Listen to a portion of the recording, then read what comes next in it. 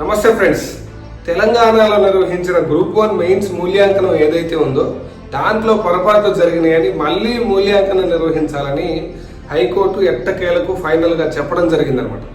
నియామక ప్రక్రియలో చాలా పొరపాట్లు ఉన్నాయని, తర్వాత మూల్యాంకన ప్రక్రియలో కూడా చాలా పొరపాట్లు జరిగినాయని హైకోర్టు చాలా సీరియస్గా రెస్పాండ్ అయిందనమాట.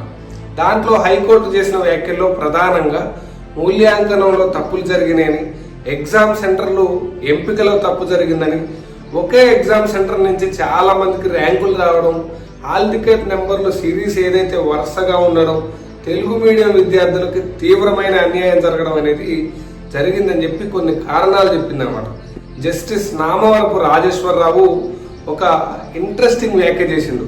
ఈ తీర్పుకు సంబంధించిన జడ్జి ఎవరైతే ఉంటారో ఆయన ఏమన్నాడంటే, ఒక్కొక్క అభ్యర్థి రోజుకి 10 నుంచి 12 గంటలు చదువుతాడని, కొంతమంది ఉద్యోగానికి రాజీనామా చేసి మరి గ్రూప్ 1కి ప్రిపేర్ అవుతారని, ఇలాంటి ప్రతిష్టాత్మకమైన ఎగ్జామ్స్ పెట్టడంలో టీజీపీఎస్సీ తీవ్రంగా విఫలమైందని, సోషల్ జస్టిస్ అనే నినాదం ఏదైతే ఉంటుందో దాన్ని అర్థం చేసుకోవడంలో టీజీపీఎస్సీ ఫెయిల్ అయిందని ఈ జస్టిస్ నామవరపు రాజేశ్వరరావు చాలా తీవ్రమైన వ్యాఖ్యలు చేయడం జరిగిందనమాట.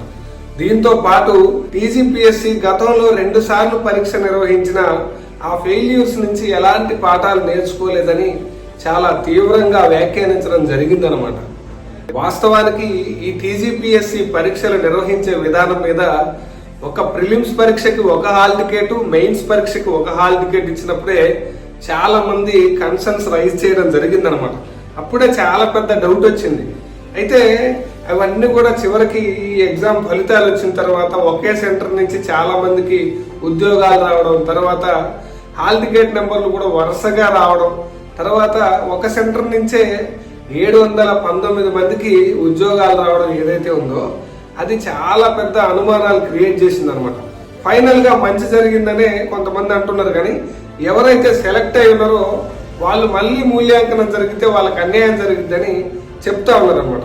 టీజీపీఎస్సీ ఎట్లా ఎవాల్యుయేషన్ చేసింది అనేది హైకోర్టుకి సబ్మిట్ చేసినటువంటి అఫిడవిట్ ఏదైతే ఉందో దాని మీద కూడా హైకోర్టు అనేది చాలా సీరియస్ అయిందనమాట.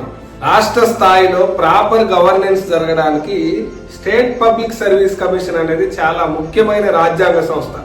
అయితే ఈ స్టేట్ పబ్లిక్ సర్వీస్ కమిషన్ ద్వారా జరగాల్సిన ప్రభుత్వ ఉద్యోగాల నియామకం ఏదైతే ఉందో అది ఫస్ట్ నుంచి కూడా చాలా వివాదాస్పదంగానే నడుస్తుందన్నమాట. కర్ణాటక స్టేట్ పబ్లిక్ సర్వీస్ కమిషన్లో అవినీతి జరిగిందని, తమిళనాడు స్టేట్ పబ్లిక్ సర్వీస్ కమిషన్లో అవినీతి జరిగిందని, పంజాబ్ స్టేట్ పబ్లిక్ సర్వీస్ కమిషన్లో అవినీతి జరిగిందని మనం రెగ్యులర్గా వార్తలు చూస్తూనే ఉన్నాం. ఆ మాటకొస్తే భారత రాజ్యాంగ సభ చర్చల్లో కూడా కేవీ కామత్, శివన్ లాల్ సాక్సేనా లాంటి వాళ్ళు స్టేట్ పబ్లిక్ సర్వీస్ కమిషన్స్లో జరగాల్సినటువంటి నియామకాల గురించి, ట్రాన్స్పరెన్సీ గురించి హెచ్చరించే ఉన్నారనమాట. పక్క దేశాల్లో కూడా ఈ పబ్లిక్ సర్వీస్ కమిషన్ తర్వాత పబ్లిక్ సర్వెంట్స్ ఉద్యోగ నియామకాల విషయంలో అవినీతి ఆరోపణలు ఉండనే ఉన్నాయన్నమాట. For example south Africa, Philippines, Brazil లాంటి దేశాల్లో కూడా ఇలాంటి సమస్యలు ఉన్నాయి. ఈ స్టేట్ పబ్లిక్ సర్వీస్ కమిషన్లో జరుగుతున్న అవినీతిని కావచ్చు, అవకతవకల్ని కావచ్చు ఎట్లా ఆపాలి? మరి దీనికి అల్టిమేట్ సొల్యూషన్ ఏంది? చాలా సంవత్సరాల నుంచి చర్చలు జరుగుతూ ఉన్నాయి. రిఫార్మ్స్ పేరు మీద ఏదో ఒక నిర్ణయం తీసుకోవడం జరుగుతూ ఉంది. మళ్ళీ ఇది రిపీట్ అయితేనే ఉంది. దీనికి ఎక్స్పర్ట్స్ ఏం చెప్తా ఉన్నారంటే, స్టేట్ పబ్లిక్ సర్వీస్ కమిషన్ అనేది చాలా సంవత్సరాల నుంచి పొలిటిసైజ్ అయిపోయింది. అంటే ఆ రాష్ట్రంలో ఏ ప్రభుత్వం ఉంటే రాజకీయ పదవులు రానోళ్ళు ఎవరైతే ఉంటారో, ప్రభుత్వానికి చాలా దగ్గరగా ఎవరైతే ఉంటారో ఈ స్టేట్ పబ్లిక్ సర్వీస్ కమిషన్ ప్యానల్లో కూడా వాళ్ళే ఉంటారు. స్టేట్ పబ్లిక్ సర్వీస్ కమిషన్ సభ్యులను ఒకసారి మనం చూసినా సరే ఆ ప్రభుత్వానికి అనుకూలంగా మాట్లాడిన వాళ్ళు, లేకపోతే ఆ ప్రభుత్వానికి అనుకూలంగా పత్రికల్లో వ్యాసాలు రాయడము, టీవీ చర్చల్లో పాల్గొని మాట్లాడిన వాళ్ళ మీద వాళ్ళకి కొంత ప్రభుత్వానికి సింపతి ఉంటుంది.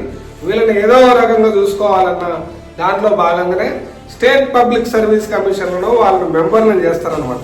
స్టేట్ పబ్లిక్ సర్వీస్ కమిషన్ అనేది రాష్ట్రంలో ఉంటుంది కాబట్టి రాష్ట్ర ముఖ్యమంత్రి ఆ ప్యానెల్లో ఉండడం, రాష్ట్ర ప్రతిపక్ష నేత ఆ ప్యానెల్లో ఉండడం, పర్టికులర్ రాష్ట్రానికి సంబంధించిన హైకోర్టు న్యాయమూర్తి, ప్రధాన న్యాయమూర్తి ఎవరైతే ఉంటారో ఆ ప్యానెల్లో ఉంటే అవినీతి జరగడానికి అవకాశం తక్కువ ఉంటుంది. తర్వాత పవర్ బ్యాలెన్స్ ఏదైతే ఉంటుందో అది కూడా ఉంటుంది. బయాస్ జరగడానికి అవకాశం లేదని చెప్తా ఉన్నారు అనమాట. అదర్ సొల్యూషన్స్ ఏంది, క్యాలెండర్ ప్రకారం ప్రతి సంవత్సరం కూడా స్టేట్ పబ్లిక్ సర్వీస్ కమిషన్ లో ఖాళీగా ఉన్న నియామకాలు చేపట్టడం, తర్వాత ఎవాల్యుయేషన్ అనేది మల్టిపుల్ టైమ్స్ జరగడం అనమాట. సబ్జెక్ట్ ఎక్స్పర్ట్స్ పెట్టి ఎవాల్యుయేషన్ జరగాలి. టీజీపీఎస్సీలో అవినీతి జరగడానికి, అవకతవకలు జరగడానికి ప్రధాన కారణం, రెండవ ప్రధాన కారణం ఎవాల్యుయేషన్. ఫస్ట్ ప్రధాన కారణం వచ్చేసి నియామక ప్రక్రియే ప్రధాన కారణం అని చెప్పి సాక్షాత్తు హైకోర్టే చెప్పింది.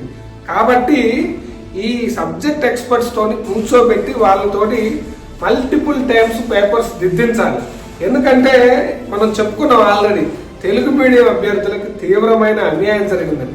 దానికి కారణం ఏంటంటే సబ్జెక్ట్ ఎక్స్పర్ట్స్ ని కూర్చోబెట్టి పేపర్స్ మల్టిపుల్ టైమ్స్ ఎవాల్యుయేట్ చేయకపోవడం వల్లనే ఈ పని జరిగింది.